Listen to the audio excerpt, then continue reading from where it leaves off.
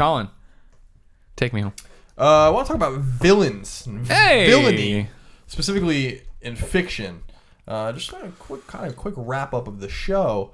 Thought we'd discuss our favorite villains. Now, I don't really have, when I say the word villain, it automatically goes to comic books, even though I'm not really in the comic books. But it really could be anyone and anything. Like, who are some of your favorite villains? Maybe some of your least favorite villains. I'll start you off. Everyone thinks I'm going to say Bane, and they're right. But yes, for you. But really, my favorite villain of all time is Kefka from Final Fantasy VI. He's my favorite bad guy of all time, devious, evil, all that kind of good stuff. Also, not really the primary bad guy until halfway through the game, which I really like that kind of stuff too. But I just kind of wanted to go around the room, around the table, and kind of discuss who are some of the villains you really enjoy. Maybe, again, some of the villains you might not enjoy. For instance, a villain I don't really enjoy is Sephiroth. Not only because, from the next Final Fantasy game, not only because he's not really the villain in the game, if you really think about it. Also because it was Who would you say is the villain of it's really like Shinra and like the a lot of dudes that are not, are not Sephiroth. But basically, that always bothered me. Well, that's another topic. We'll go down that road another time. But yeah, I really like Kefka from Final Fantasy VI. I really like Bane from the new Batman movie, which everyone likes. I like Batman, which villains. everyone likes. Well, I really like the Batman villains generally.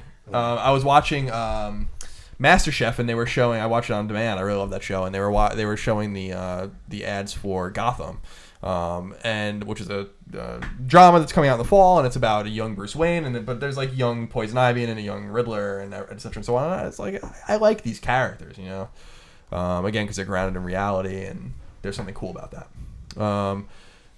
When I think about Marvel comic books, I typically don't like the villains in there because most of them are just stupid. I like the grounded, normal. Like Shocker, stupid. Shocker is amazing. Shocker is an exception. All the Sinister Six is an exception. I think Marvel has one of the best. I mean, we talked about this a little bit, right? I like the villains that are the heroes in their own stories.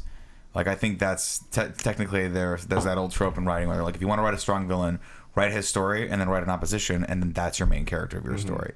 And if you look at Magneto, he is my favorite villain because I can sympathize and even fantasize about being him. Having that much power to change your circumstances or the circumstances of your friends or your people for the better is always sort of not an electrifying concept, but it's something that's very alluring to me. It's to have that power of, and that's the cool duality between him and X, is like you can't use the power for bad because it only leads to more war and it only leads to more, like, it never leads to peace. But flirting with the idea of going like, hey, if someone was getting screwed with or a group of people were getting, I could stop it right now. I could kill everything that was out there that was hurting my friends is really, really cool.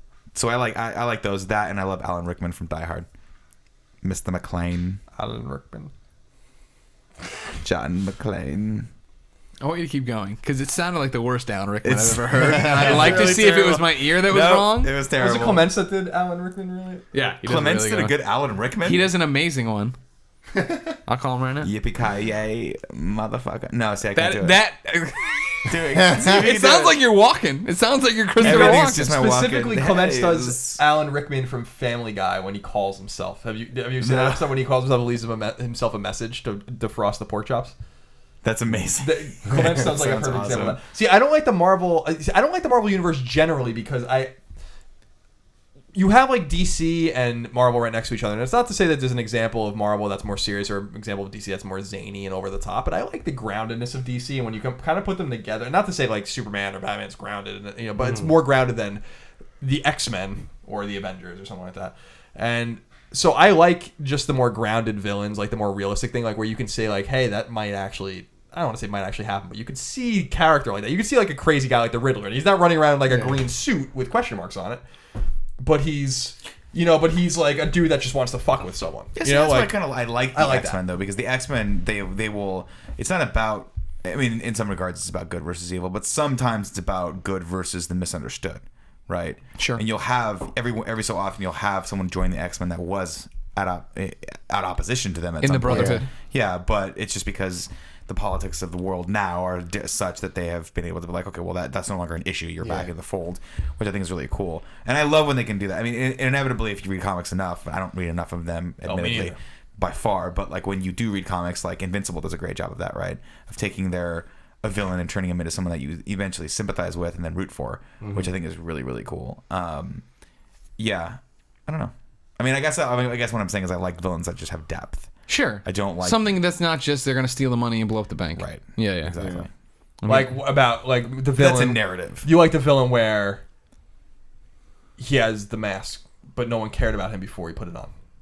Can you? I mean, if I heard more about that villain, right, or if someone were to be able to just quote that villain a little bit for me right now.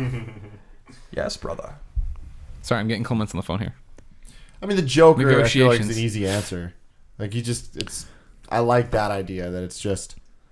Because a lot of the bad guys is, oh, I'm evil. And then there's no depth there.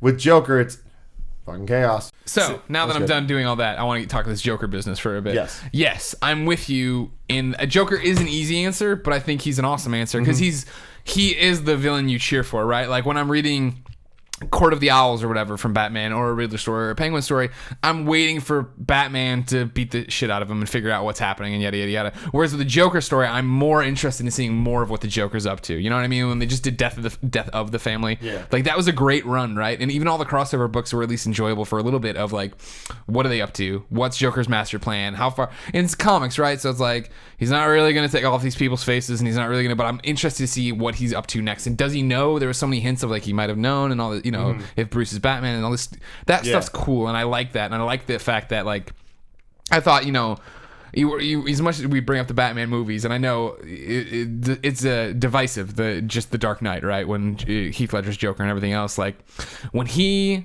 Ledger pops up for the scene where he does the whole like magic trick with the pencil and, you know, threatens all the guys or whatever, like that scene, I remember when he came out, it was just like all the energy in that room was like you know what I mean, it was so focused on him when I was watching him on screen. Everyone there was, and like the way he looked, and the fact that was the first time when I was like, oh shit, this is a really different take on the Joker. You know, you hear so much about it and that it's gonna be different, and then like to see him imagined that way, I was like, that's fucking awesome. And like, I don't think you root for him so much as he is a release that all of us wish occasionally we could have. Like that, I don't care.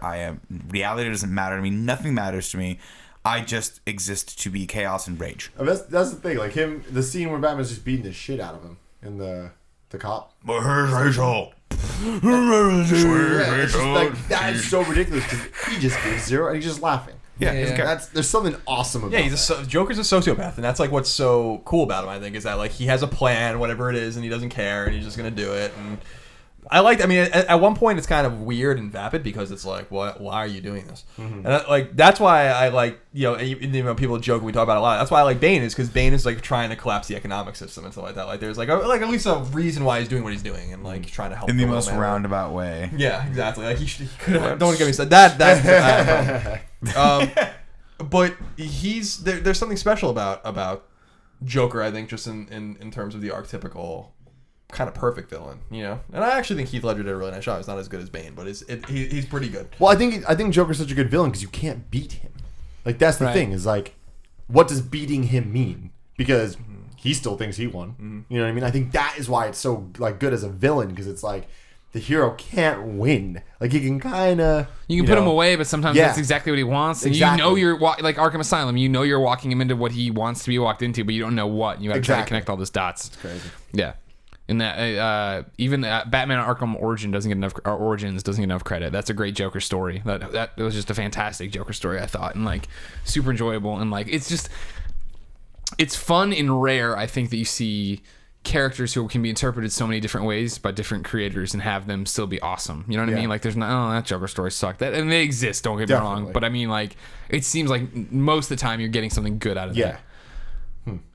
I want to give a shout out to Lex Luthor. I think he is a little bit of the antithesis of the Joker thing, where there's a lot of really, really shitty Lex storylines of he just hates Superman or whatever. But like when his stories are told really well, they're awesome, right? Of like he believes himself to be that the aliens are a threat, right? That he doesn't want to see man put down by superhumans. You know what I mean? He doesn't want this. He wants to make sure his people, his race, his species survives, that these people won't be there to extinguish them. It's similar then to the whole X-Men thing, right? Of like why they do what they do. But when his stories are told really well, they're really great. And Forever Evil was a great run with him, right? Of like he's leading the team of supervillains to save humanity, and they do in the end, and all of a sudden Lex is a hero, and now he's on the Justice League, and he has to do all this different stuff with the heroes that don't trust him and hate him, and that's great. Same thing with the DC Universe Online too. I thought that was a really good Lex story. I wonder, we've said this before, but I wish we got a chance to see Nolan's interpretation of some of the other villains. Yeah. In Batman specifically, but it would be nice to see his interpretation even in some Marvel villains, just because like how much groundedness can he bring to it? Because he brought a lot of groundedness to Batman. But I've said before, like I would have really loved to see Riddler and Freeze. Riddler would have been awesome, and here's why: because he would have not done Riddler as the over-the-top Riddler.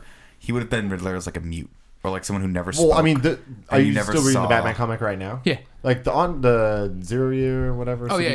Thing. Like the Riddler storyline is really cool, and it's like he's not that zany and stuff. He is way more grounded. I loved the Riddler from the animated series. You guys remember him? He wasn't crazy. He just had a cool suit and like spoke in riddles because that was his shtick. But like he wasn't the zany Jim Carrey Riddler or. But yeah, like the Jim Carrey Riddler. I mean, kind of ruined it. Well, not ruined it, but that's what imprinted it in our brains. This is what I was talking about earlier with like Christopher Reeve Superman. How that kind of ruins Superman for some people, and the fact that he's too powerful, he's a god. Yeah. I mean, like you figure when you look at it, really, it's like the Batman Adam West TV show, and then Jim Carrey are like the zany Riddler, right. And then the rest of the Riddlers are supposed to be an intellect that matches Batman and challenges him and pushes with it real forward. riddles, not just fucking. I remember bullshit. there was one. I think it was there was blind as a bat. There was one episode of the animated series where Riddler gets away, and I was like, that it blew my mind because I was waiting for Batman to be on the plane or something, and like he just got away. He lost. He didn't do what he was going to do, which was like rob a bank or something. But then Batman like didn't get him, and I was like, that's cool. He's one of the only like.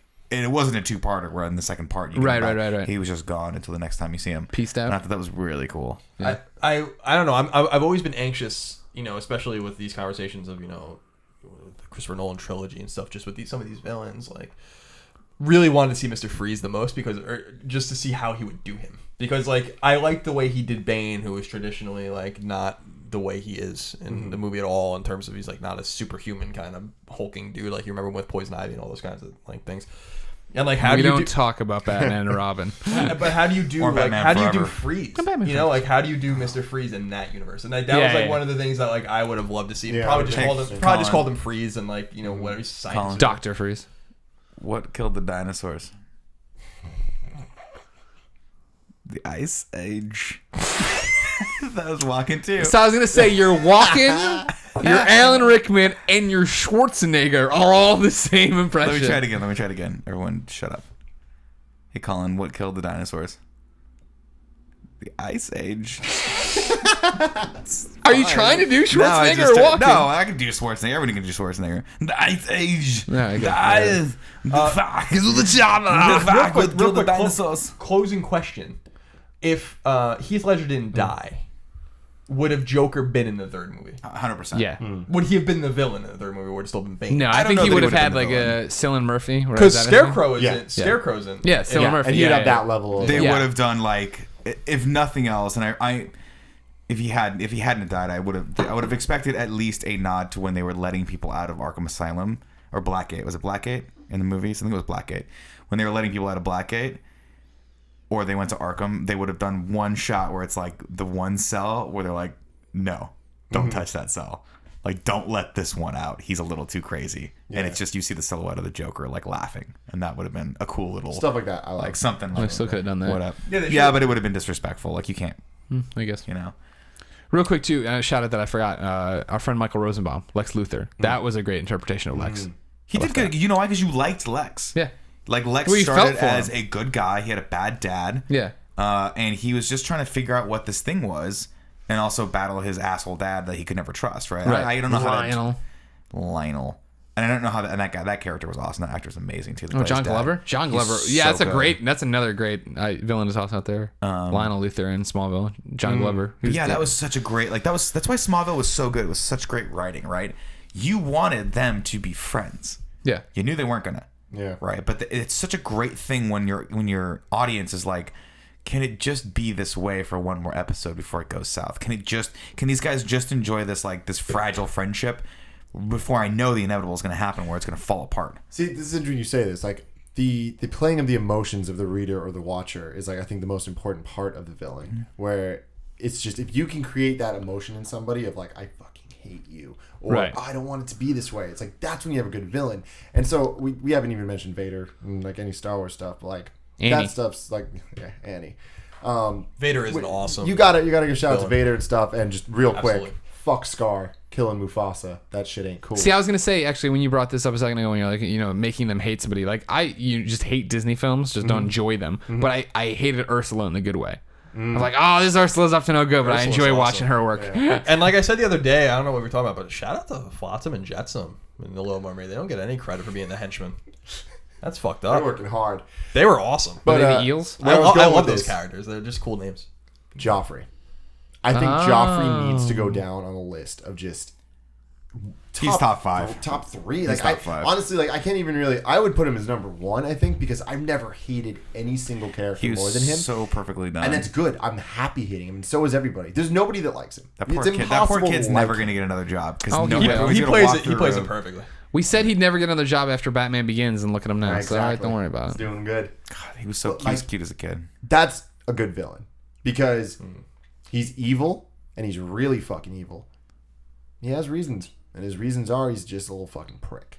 Yeah. And it's like that's what's so good about it is he has so much power. And it's like he has real power. It's not like mystical bullshit, It's like he has real power that's given to him just because everything around him is fucked up. And that's awesome. Yeah, no, and I love that. And I love that he so perfectly just sums up his family.